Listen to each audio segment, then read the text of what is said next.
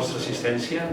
Com gairebé sempre hi ha els addictes, s'agraeixen, i els no addictes també, evidentment. El títol de la conferència d'avui, com veieu, és Suficiència alimentària en temps convulsos. Bé, però ben mirat aquest títol podria portar una mica a equívocs o potser una interpretació massa optimista.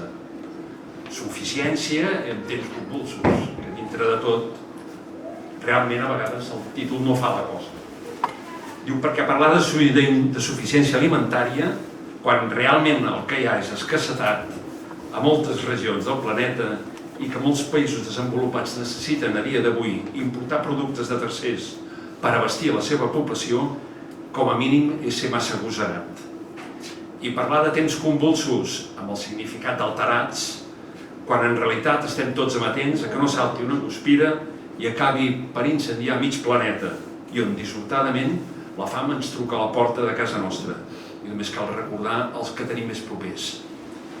En aquest entorn, Europa aposta per un model ecològic que a hores d'ara probablement ja no sigui suficient per a garantir la producció d'aliments que el conjunt de la ciutadania demanda. És un model basat també en acords comercials amb països tercers, on la qualitat dels seus productes no sempre és la mateixa que exigim en els nostres mateixos. S'imposa, doncs, repensar el model per adequar l'estructura de la producció agrícola i ramadera, el sòl agrícola, el forestal, les pastures, a la demanda, tot minimitzant els efectes que té sobre el territori. Si ens centrem a Catalunya, a despit de que l'agricultura ha estat des de sempre un sector productiu, econòmic, estratègic i de gran valor, el cert és que el creixement demogràfic i el disseny de l'ús del territori fa que a hores d'ara tinguem ja una dependència d'abastiment alimentari que superi el 50% i amb clara tendència a augmentar. Bé, de tot això ens en parlarà avui el senyor Francesc Reguant. El senyor Reguant és economista, és MBA en l'alta funció directiva, president de la Comissió d'Economia Agroalimentària del Col·legi d'Economistes, impulsor de l'Observatori d'Economia Agroalimentària del mateix col·legi, membre de diferents associacions i assessor de les mateixes, ha estat director d'Administració, Sistemes d'Informació i de Qualitat de l'IRTA i posteriorment en va ser el director d'estudis. Més endavant va assumir la posició de cap del Gabinet Tècnic del Departament d'Agricultura, Ramaderia i Pesca i és autor o coautor de diversos llibres, alguns d'ells com La gestió integrada, Entendre l'agricultura o El sistema alimentari. Ha simultanejat la seva activitat amb la docència, és un col·laborador habitual de revistes tècniques i de divulgació i esperem, com no, que la conferència o el col·loqui posterior sigui del seu interès i en puguem disfrutar una bona estona. Moltes gràcies i molt agraït al senyor Reguant per la invitació que li vàrem a fer perquè pogués venir a dia d'avui. Senyor Reguant. Moltes gràcies, Joan.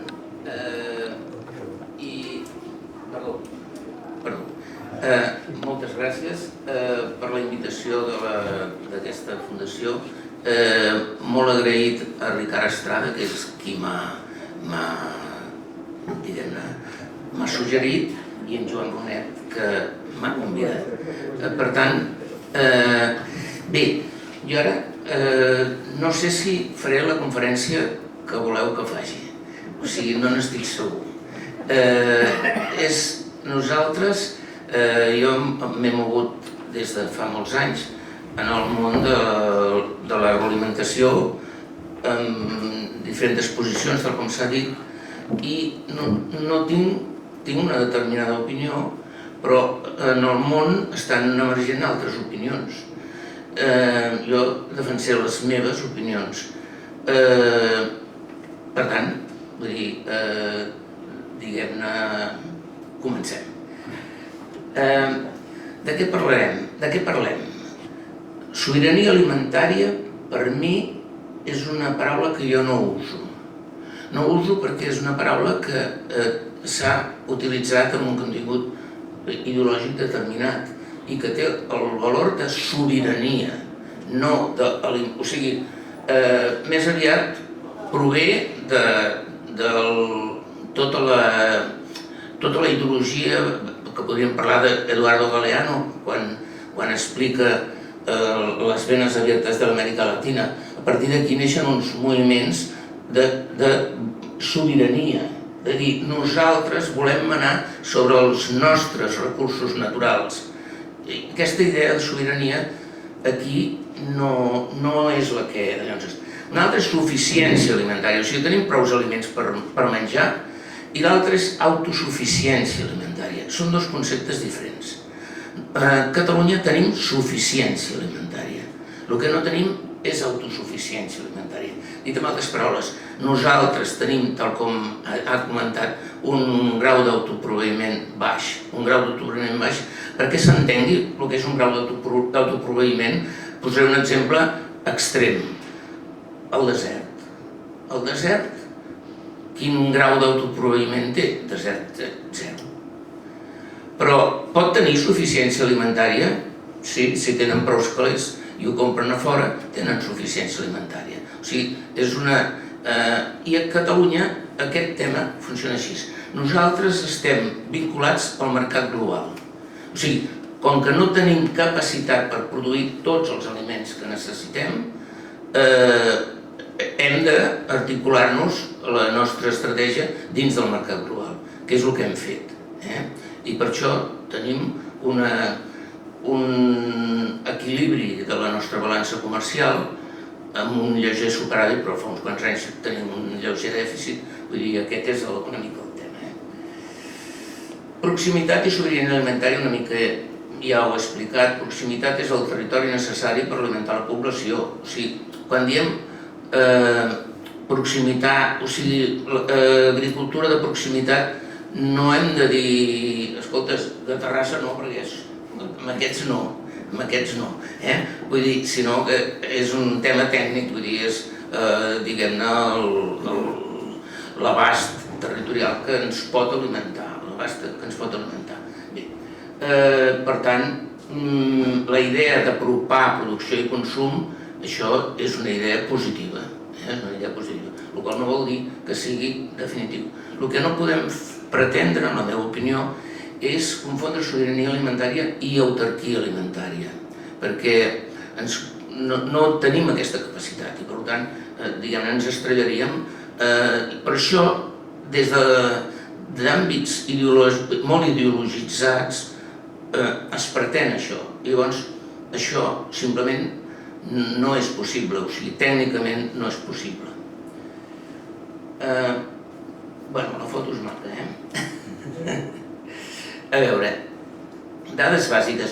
A veure, explicaré unes quantes dades molt bàsiques que les passaré de pressa, perquè potser totes ja les sabeu, vull dir, però hem de saber que nosaltres tenim una superfície de conreu del 25% i bajando, una superfície de conreu per càpita que és la meitat d'Europa i la meitat del món, una dada que coincideix per casualitat.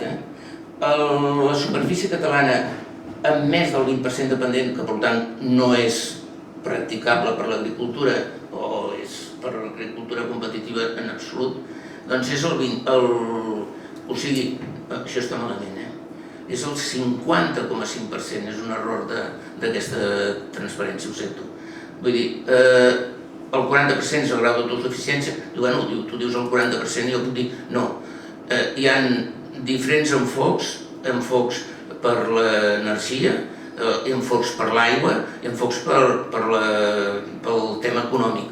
Tots acaben coincidint més o menys aquí, i la pròpia Unió Europea ha publicat un mapa de regions on ens situa a Catalunya sota el 50%. O sigui, és una simplificació, o sigui, diu 100%, sota 50%, 150%, vull dir, i estem a sota el 50%. La superfície protegida és molt àmplia, nosaltres som campions de superfície protegida, i això, bueno, ho hem de saber, potser és un valor, però potser és una dificultat també. I tenim una sèrie de comarques amb poca pluja, i ara encara menys. El model alimentari català es basa en aquests 5 punts.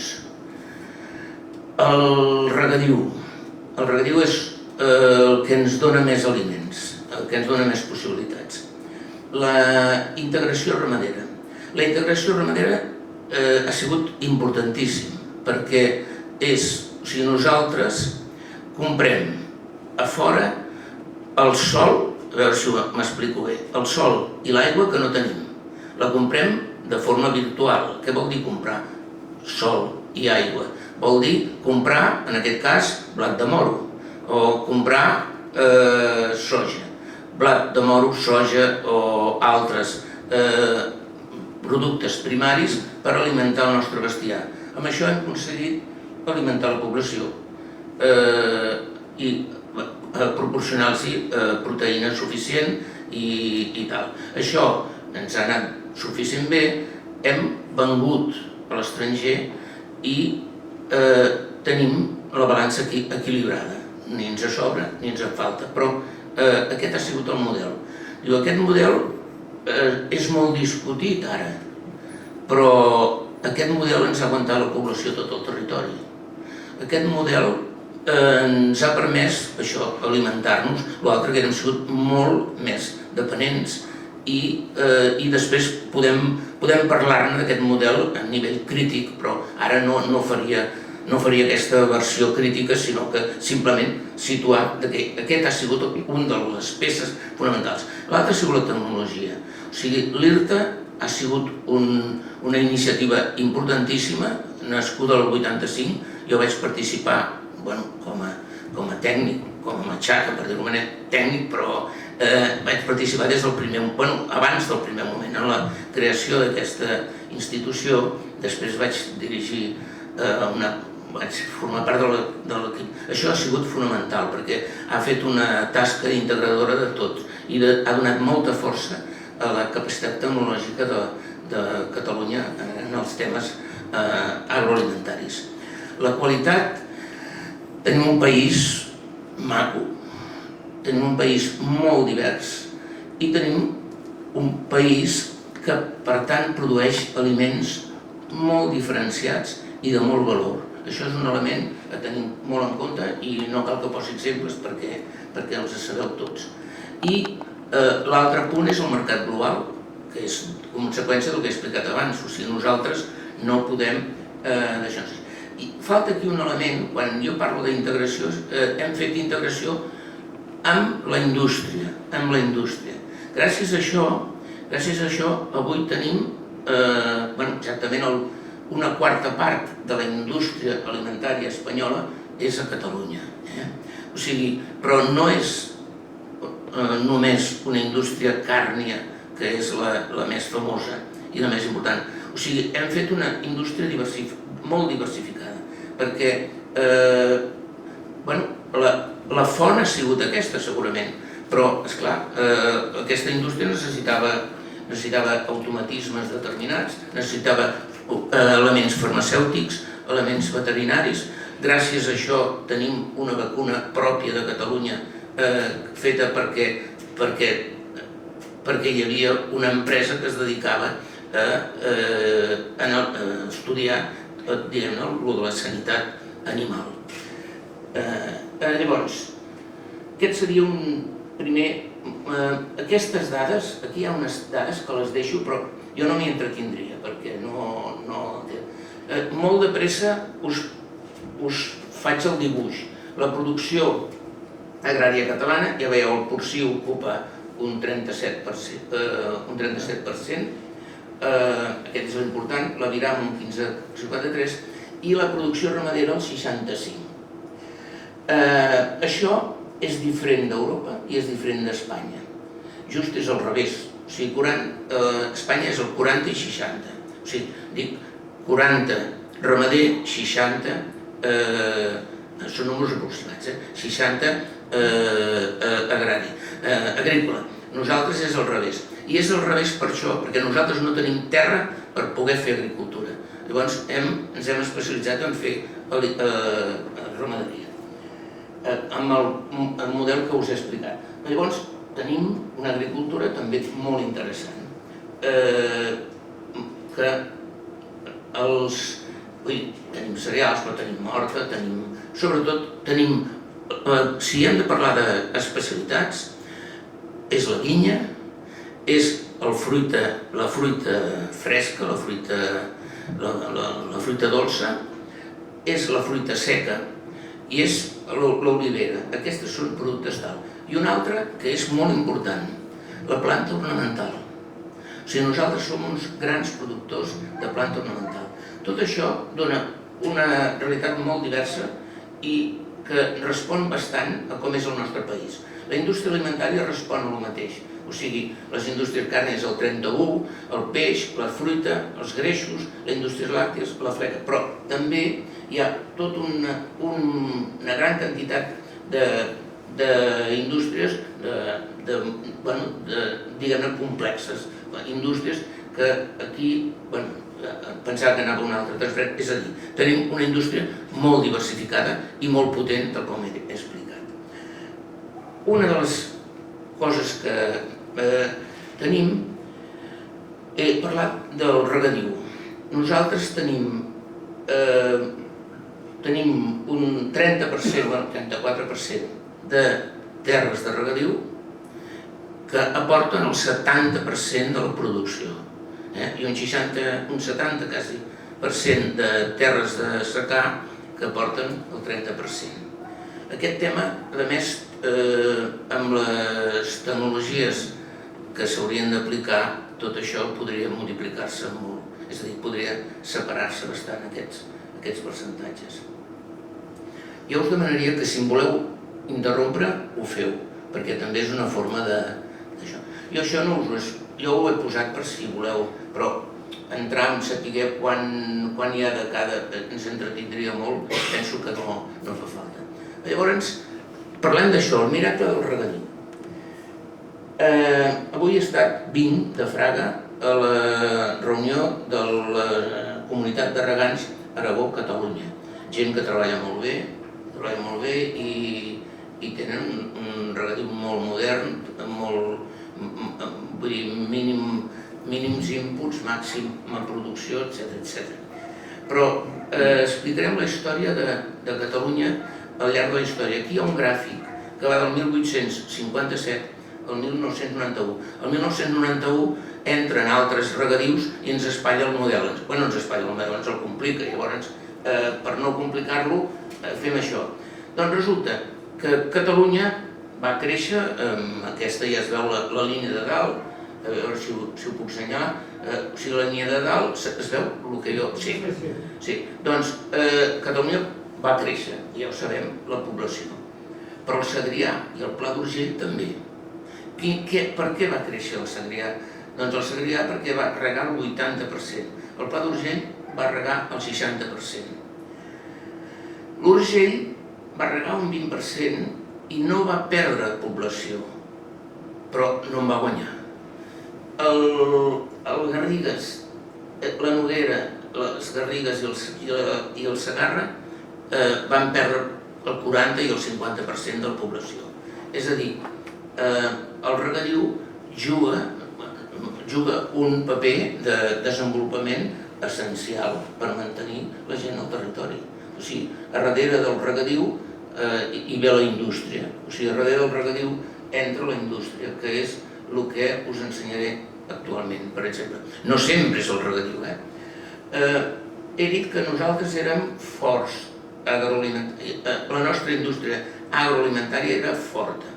Aquí tenim em sembla que són 60 empreses més importants d'Espanya del ram, no, les 60 empreses catalanes del món d'Espanya, no? O sigui, catalanes comparades amb Espanya, que us ho explico bé. Vallcompanys és la primera en tot, la primera d'Espanya i la primera d'aquí. Hi ha una cosa que Bonària Corporació fan trampa. Bueno, s'amaguen. No, és una empresa que s'amaga. O sigui, perquè en realitat estan donant les dades d'una de les parts del grup. Normalment s'exposa el grup, per tant, Vallcompanys i Bonària són les dues empreses més importants de Catalunya.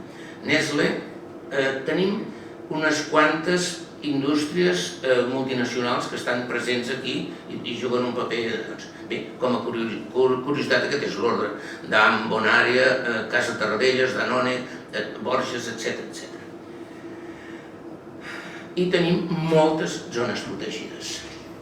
Jo aquí tinc una opinió negativa perquè jo he sigut el director de l'estudi d'impacte socioeconòmic del Segarra-Garrigues.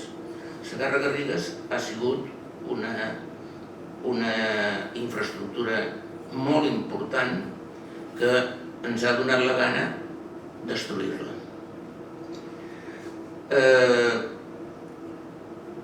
Bé, doncs així ens va. Vull dir, també hem destruït altres coses. El del no a tot ha funcionat. Va ser una infraestructura molt censurada. Puc parlar amb tot el coneixement perquè jo tenia relació personal amb totes les persones que estaven implicades i hi havia una voluntat, i això ho puc assegurar i ho puc demostrar, no tan sols assegurar, sinó que ho puc demostrar, una voluntat escrita i expressada que aquesta infraestructura no funcionés. Llavors, què es va fer? Doncs, si veieu, la infraestructura és tot el que està subratllat, però el que està subratllat en groc és les zones protegides. Esclar, crear un regadiu importantíssim, modern, el més modern que tenim, que aquest regadiu, el 42% sigui zona protegida, és destruir aquesta infraestructura.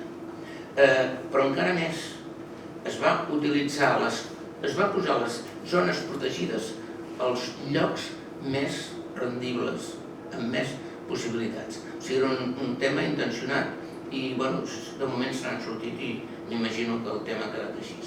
El comerç exterior és el que us deia, o sigui, aquí podeu veure com ha anat evolucionant i arriba aquí, aquest any, arriba un punt en el qual ja sortim del 100%, per això va passar l'any 91, vull dir, o sigui que tampoc... Llavors, si ens fixem en les coses que nosaltres venem carn, venem molta carn i comprem molts cereals i molta soja. Però també, i això és el que s'ha de... També exportem i també importem productes diversos, productes elaborats, productes de tot tipus. I exportem vi. I una de les coses que no hauríem d'importar, però importem, és el formatge. O sigui, som uns grans importadors de formatge. Aquí hi ha un gràfic de les nostres exportacions, som carn, fine food, és tot això, tots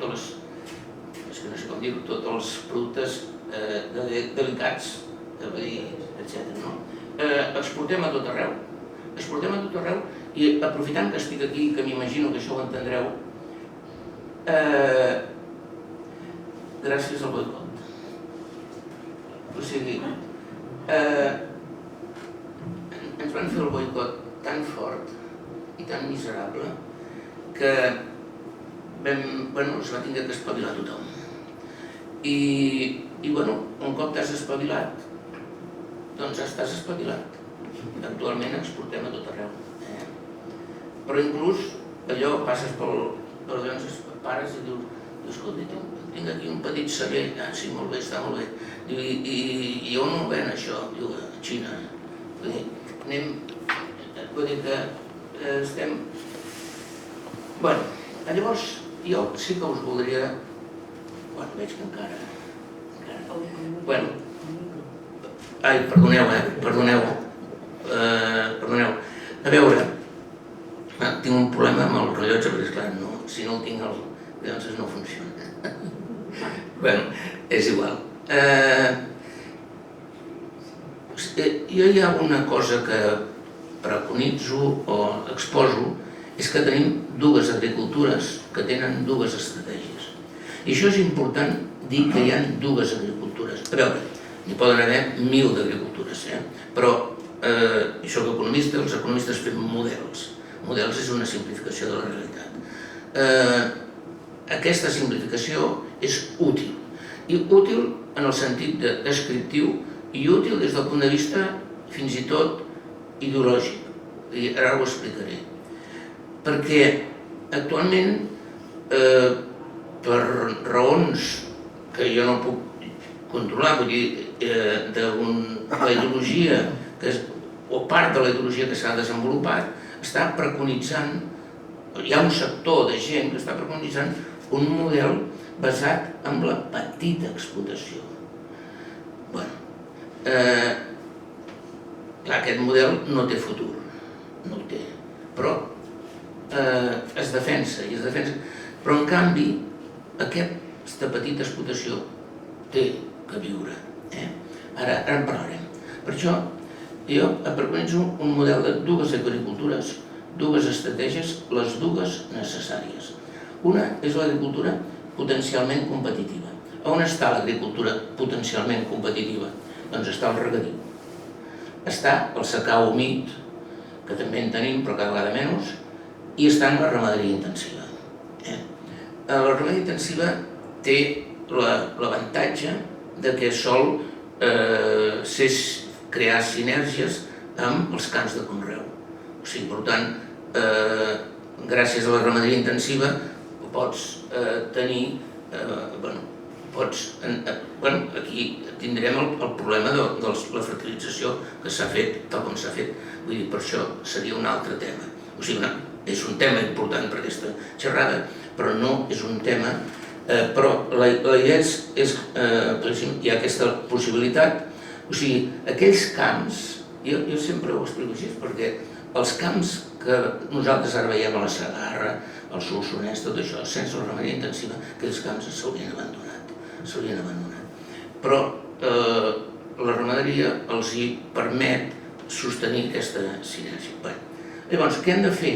Quin és l'objectiu de l'agricultura potencialment competitiva? Produir, fer aliments, fer aliments tants com en pugui. L'estratègia és de costos però també de qualitat, perquè actualment sense qualitat no es ven res, no es pot anar al mercat. L'element crític és l'escala, o sigui, precisament està basat en tenir tecnologia del nivell que correspongui i per tant necessita una dimensió. Una dimensió, diguem-ne, necessita que estigui al nivell de la dimensió, el mínim eficient, la dimensió mínima eficient, que és un dels indicadors, hem de tenir aquesta possibilitat. Per tant, hi ha una pressió per l'escala i el mercat és un mercat global. Però tenim una agricultura en dificultat. Per què la tenim en dificultat? Perquè el secà àrid és molt dur, la muntanya és molt dura i el periurbà és molt dur per altres raons, però també ho podem explicar. Però quin és l'objectiu d'aquesta agricultura? Ser-hi. Però el que no hem de fer, i és el que jo defenso, per això dic que té un valor polític o ideològic, o no sé com se n'ha de dir, defensar els dos agricultures, perquè si en defensem només una ens estem equivocant, i podríem analitzar-ho. Però l'objectiu d'aquest és ser-hi. L'estratègia, en aquest cas, és obligatòriament de diferenciació, obligatòriament, perquè no té capacitat per competir. Ha de vendre algun producte, alguna cosa que la gent vulgui comprar perquè és més maco, perquè és més de no sé on, perquè és més algo, o perquè és més ecològic, o perquè... Ha de buscar cadenes curtes i, si pot, doncs trencar-les totes i acabar venent el producte, transformar-lo i vendre-lo. Aquesta és l'estratègia, per tant, i això està donant vida a una sèrie d'agricultura que està situada en els llocs de dificultat, però que segueix sobrevivint i segueix aguantant el territori i pot créixer. I pot créixer perquè tenim una demanda molt procliu a comprar producte de proximitat, producte diferenciat.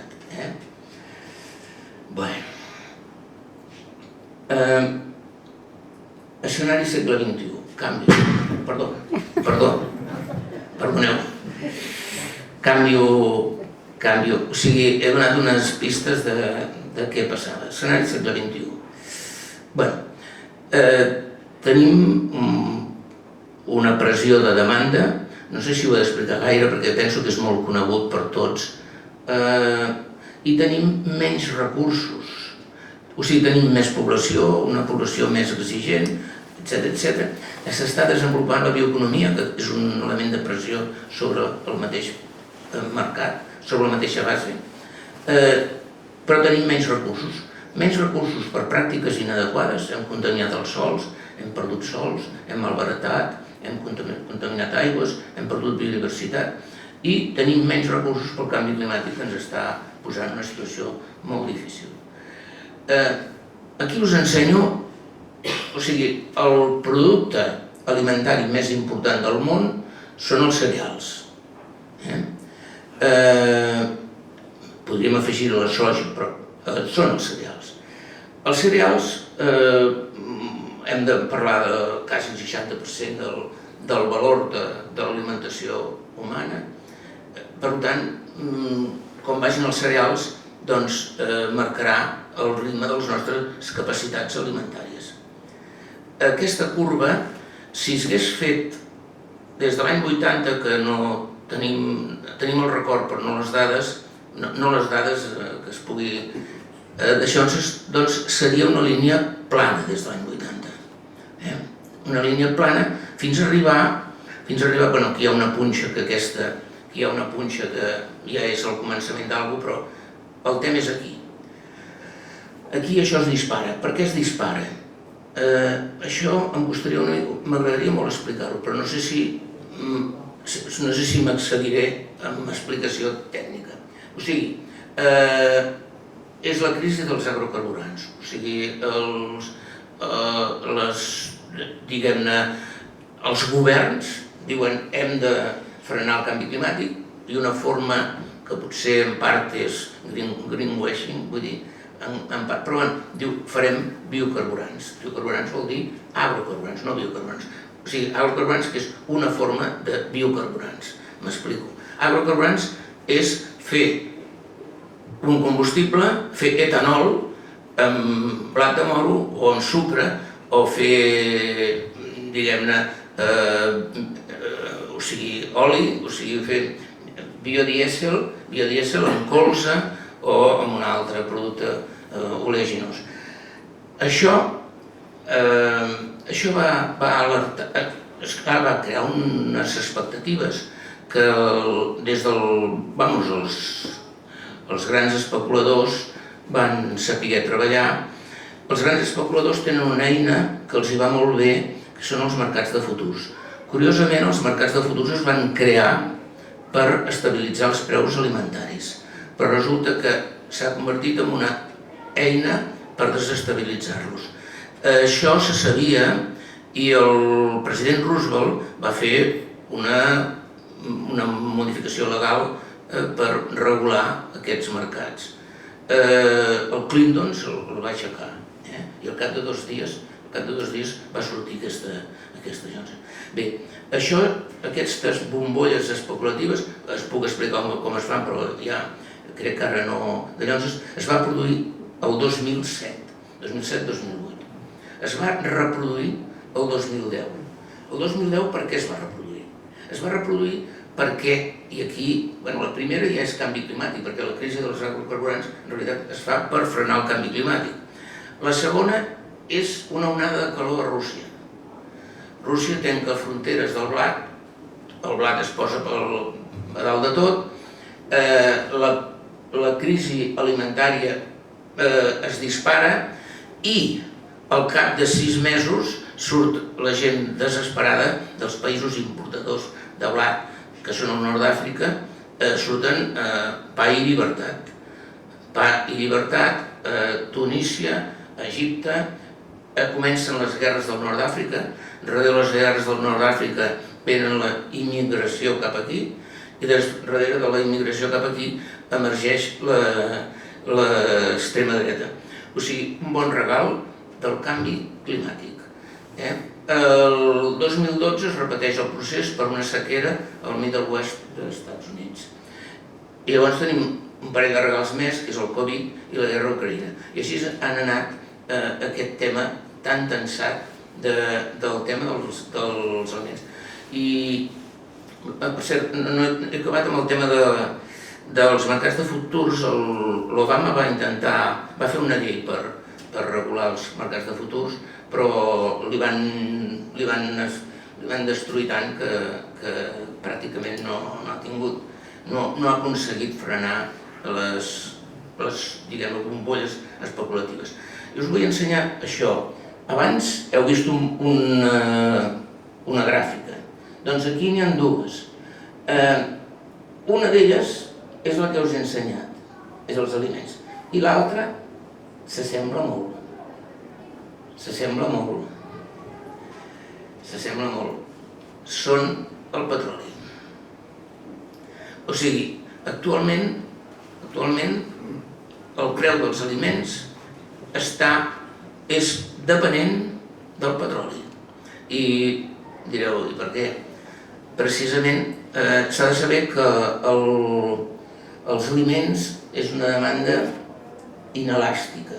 Vol dir que qualsevol modificació d'oferta genera unes respostes de preus molt multiplicades. Llavors, en el moment en què puja el preu del petroli, es deriva blat de moro a fer etanol. Els especuladors ho detecten de seguida i iniciem, o no iniciem, però podem iniciar una bombolla, pujar preus, etc. I la prova és que les curves s'assemblen moltíssim. Llavors, nosaltres hem volgut treure el petroli. O això és el que diem, això és el que està en la teoria, de moment és teoria. Per treure el petroli hem d'anar a les energies renovables i hem d'anar a la producció, hem de substituir els productes que ens donen el petroli per una altra font. Llavors, les energies renovables tenim la hidràulica, que ja la teníem, l'eòlica, la fotovoltaica, la termosolar, etc. Però la gran font per captar i transformar l'energia del sol és la fotosíntesi.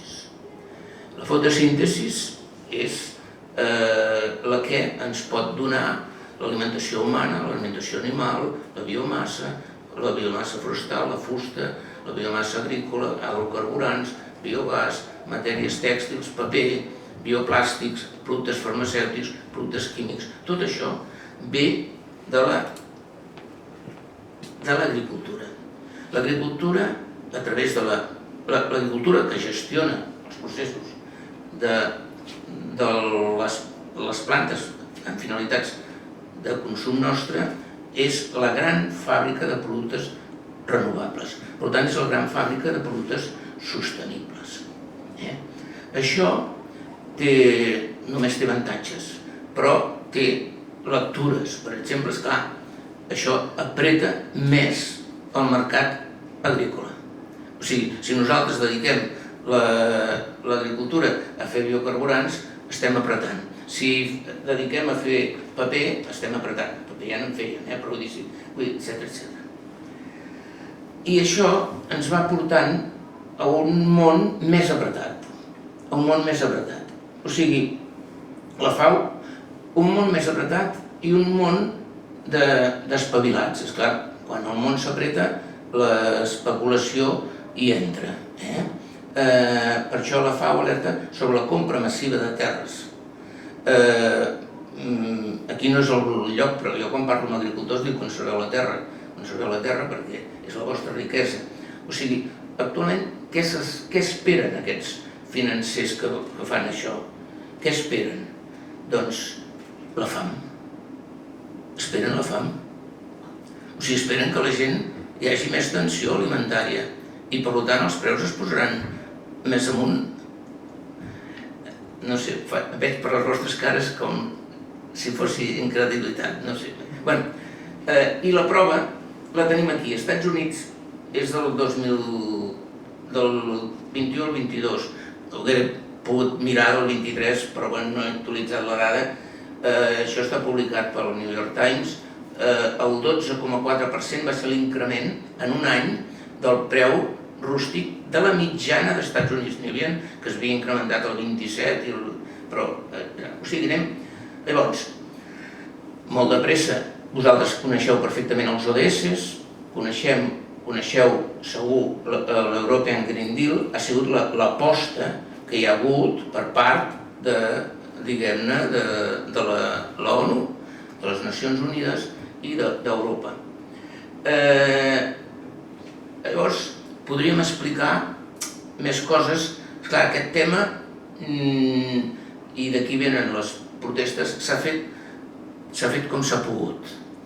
S'ha fet com s'ha pogut i jo penso que s'ha fet amb poques precaucions, que a més van ser advertides el primer dia. El primer dia els ministres d'Agricultura de la Unió Europea, tots els ministres reunits, van fer un comunicat dient anem al tanto que siguem tan sostenibles que haguem de fer importacions insostenibles. O sigui, perquè esclar, el primer que van dir, diu, si fem tanta bondat, no produirem la meitat. Vull dir, per tant, aquí ve la idea que planteja 4 vectors per entendre el que és la complexitat alimentària i per entendre el que és la sostenibilitat alimentària. Sostenibilitat alimentària ha de tenir en compte aquests 4 vectors. Un, que la producció ha de ser amable amb el medi ambient, o sigui, això indubtable, però ha de ser suficient i ha de ser assequible per la població, ha de tenir un preu raonable i ha de ser viable per la persona que treballa. Diu, bueno, això és molt fàcil, 4 punts i els fem els 4. És que són 4 vectors que no estan alineats. O sigui, no vol dir que facis les coses molt respectuosament surtin més carxofes, potser en sortiran menys. I potser les carxofes seran molt cares i potser el pagès es morirà de gana i deixarà les terres. Vull dir, per tant, tenim un problema. Llavors, poso un exemple de complexitat dono una informació que per poder fer aquesta transparència, el meu fill és agricultor i fa agricultura ecològica. Fa agricultura ecològica, ho dic en descàrrec del que ara explicaré, i ho fa molt bé, a més. O sigui, l'agricultura ecològica no porta agroquímics. És per explicar la complexitat del tema. No porta agroquímics, però té un menor impacte sobre la biodiversitat. Això és indubtable. És una eina per a l'agricultura en dificultat. O sigui, quan parlàvem de l'agricultura en dificultat que havia de diferenciar-se, aquest és un element de diferenciació. És una eina de desenvolupament rural. En negatiu, hi ha més risc biològic, hi ha més risc, i això és així, però no és només així. Vull dir, la famosa... Hi ha hagut vegades que aquest tema ha sortit, o sigui, hi ha hagut aquella història dels cogombres. Jo estava, amb la història dels cogombres, estava dinant amb la degana del col·legi de la Universitat Pompeu Fabra, Autònoma de Barcelona, i bueno, ella va trucar a la ministra alemanya, vull dir, i va reconèixer que havien sigut injustos a culpabilitzar el tema dels cogombres, perquè no eren els cogombres, era l'agricultura ecològica d'Hamburg. O sigui que havia un producte, no tenia les grans... Per tant, existeix. Hi ha menys producció. L'olivera, per exemple, que és el cas del meu fill, la diferència és mínima. Els fruits secs, també, no. Amb el vi, jo el vi sempre recomano que facin agricultura ecològica perquè pràcticament tenen la mateixa producció. Però els cereals no. Els cereals és el principal aliment del món. Llavors, coneixem persones que són herois, que fan cereals amb agricultura ecològica, però podria explicar el procés. Són herois perquè costa molt. I és molt fàcil d'entendre. Vull dir, tenim uns herbicides que discriminen diguem-ne, les monocotiledònies i les dicotiledònies. Els cereals són monocotiledònies. Les males herbes quasi totes són dicotiledònies, i fan neteja en un moment, i això permet unes produccions molt altes. Si no tens aquest recurs, és molt complicat. És molt complicat, molt complicat. Pots fer blat cada 3 anys i tot i així és molt complicat. És un problema de si es produeix menys, hi ha més desforestació. Per produir el mateix necessites més terra. És més car. I una cosa que jo els critico, i ho critico obertament, el rebuig a tecnologies, o sigui, mediambientalment positives.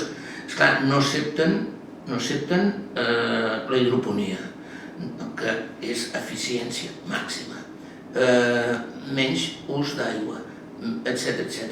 No admeten els hivernacles, etc. Tot això, evidentment, no admeten la biotecnologia.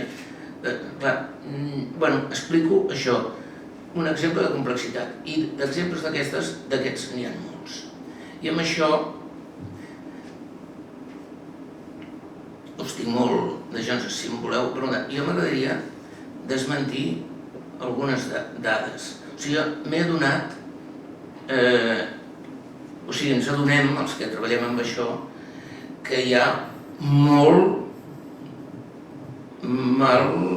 hi ha una sèrie d'idees absolutament certes que són falses. O sigui, que tothom sap que és veritat i és fals.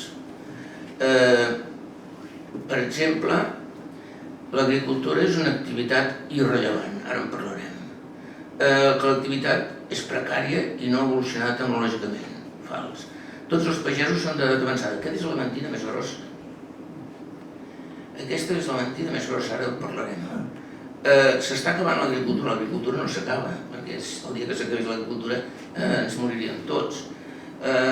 L'agricultura és la responsable del 40% dels gasos d'efecte hivernacle, dit per una persona de l'Ajuntament de Barcelona en un fòrum públic. Fals. L'agricultura és la culpable de la manca d'aigua. L'aigua es pot ser més eficient o menys, això sí, però l'aigua és la matèria prima per l'agricultura, per l'aliment. És la matèria prima per l'aliment. O sigui, no es pot produir aliment sense aigua. Ho dic perquè, esclar, dius, és que gasten molta aigua. Bueno, podem discutir si ho fan eficientment, com on vinc jo avui de Fraga, o si no ho fan tan eficientment com el canal d'Urgell. Això sí que ho podem discutir.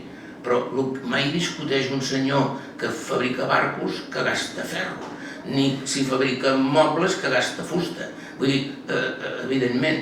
Bé, això són algunes coses. Es va dir, per exemple, no es va dir, es va publicar, i jo vaig protestar amb això, i em van fer cas, tot sigui dit, que la ramaderia era la culpable de la sequera. La ramaderia, tota la ramaderia catalana, tota, gasta el 2% de l'aigua regulada. O sigui, l'aigua que gastem, l'aigua que d'alguna manera o ve dels pous o ve de no sé què, però el 2%.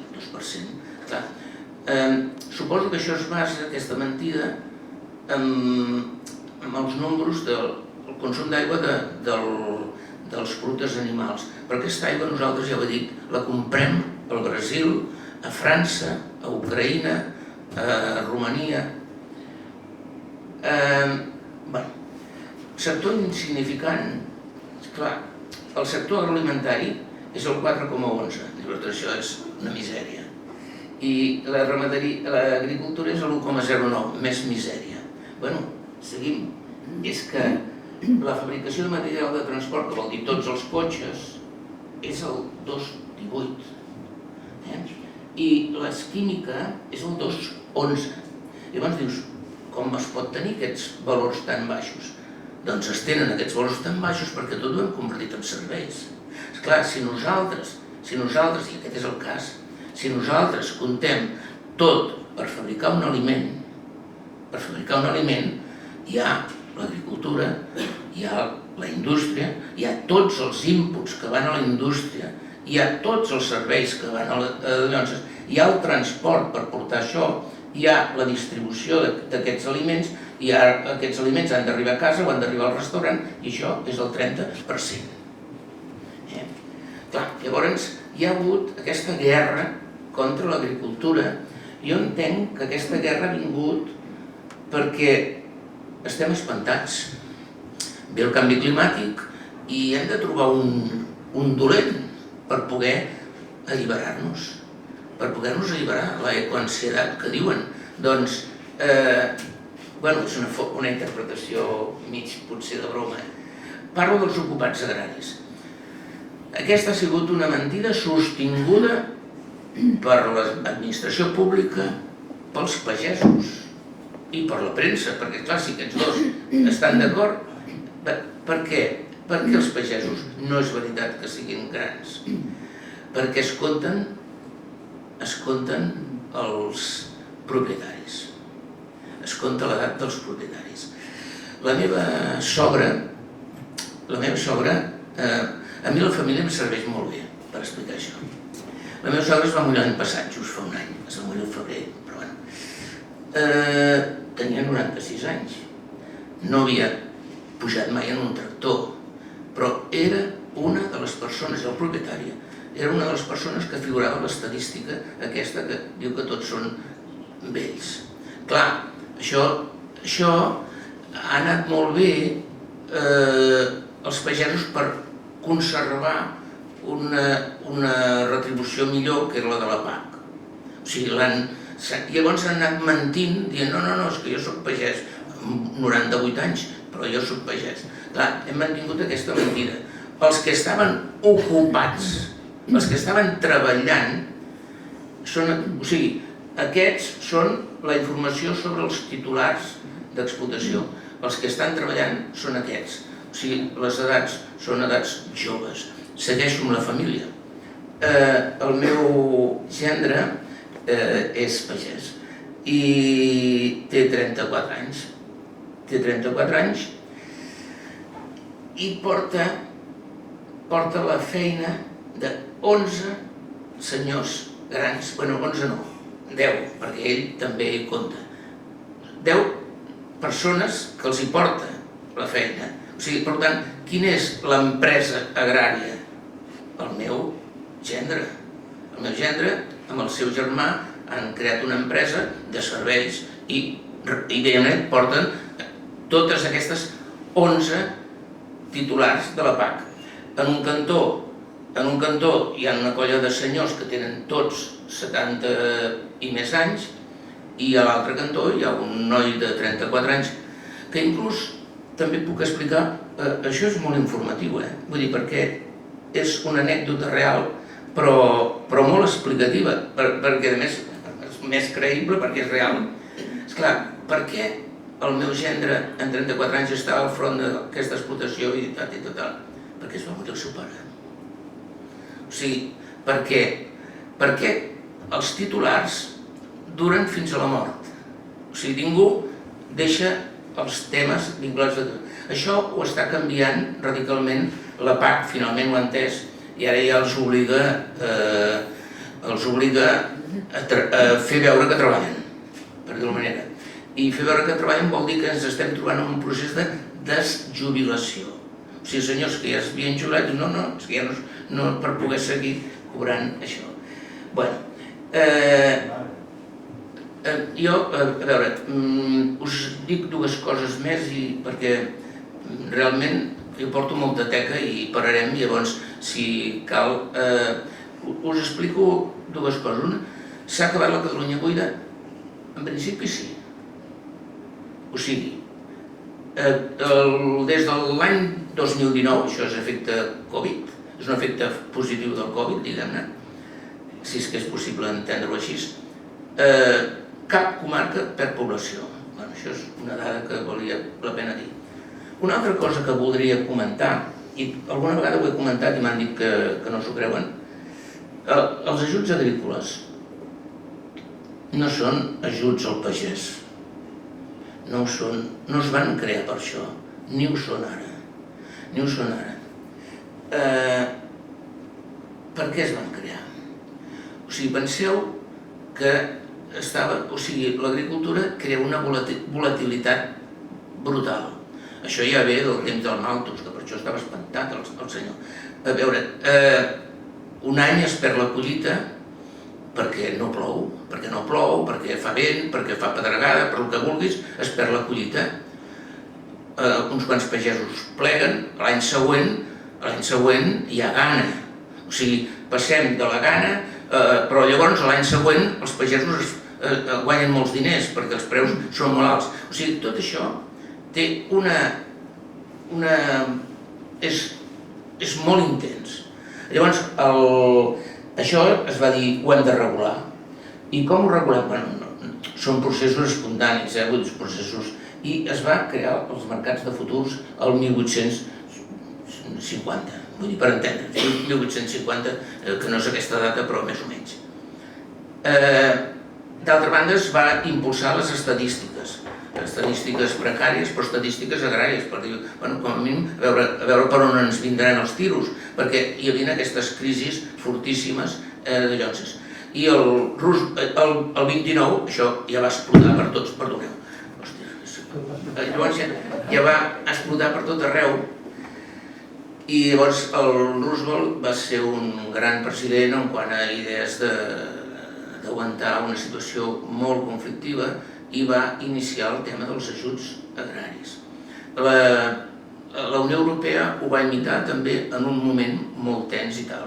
Tot això ha tingut molta evolució, de la qual no parlarem, però la idea, i textualment, és que això no sé si és exactament textual, però és incrementar, els objectius són incrementar la productivitat de l'agricultura per produir aliments, assegurar un nivell de vida adequat per a la població agrària, que és condició sine qua non, perquè si el pagès no menja no hi ha aliments, però les raons principals són estabilitzar els mercats, garantir la seguretat del proveïment i assegurar uns preus raonables als consumidors. Els ajuts agrícoles baixen els preus. I això, dius, això és obvi, per un economista és obvi. O sigui, els ajuts agrícoles baixen els preus. Quin és el preu? El preu és el cost.